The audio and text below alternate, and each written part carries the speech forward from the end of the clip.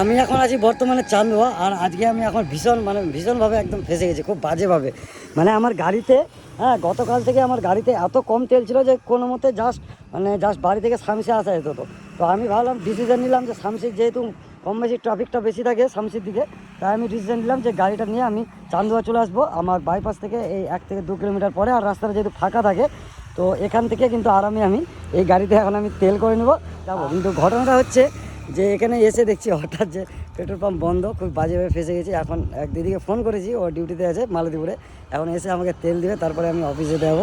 মানে গাড়িতে অতটা পর্যাপ্ত তেল নেই যে আমি বর্তমানে নেক্সট কোনো পাম্পে যাব। তো হঠাৎ কী কারণে স্ট্রাইক কিছুই জানি না, আমাদের পাড়ারিতে 2-3 জন থাকে, তারাও কিছু জানায়নি। তো এসে এখন আবার, হ্যাঁ, দিদি গাড়ি আনলো, মালতীপুরে ব্ল্যাকের তেল পাওয়া গেল না, শেষে আবার আসলাম শামসি পাম্পে।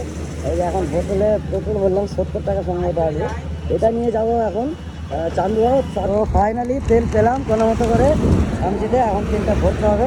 এটা হচ্ছে কাজ, এই তেলটা ভরতেও খুব অসুবিধা কাক না থাকলে। যাক, একবারে ভাগ্যে স্টার্ট হয়ে গেছে। এবার যাই ভাই, নিজের কাজে অনেক দেরি হয়ে গেছে। তো হলো শিক্ষা যে কোনো কিছু সময় থাকতে কিন্তু করবেন, সেটা তেল হোক, প্রেম হোক, যে কোনো কাজ হোক, সময়। হ্যাঁ, এর কালকে আমার তেল করার সময় ছিল, কিন্তু আমি জোর জবরদস্তি করিনি, আজকে আমাকে শাস্তিটা পেতে হলো। তো 1 ঘন্টা টাইম আমার হ্যারাসমেন্টে নষ্ট হলাম। ঠিক আছে, তো আজকে ভিডিও রাখছি, দেখা হচ্ছে পরের ভিডিওতে। Thank you.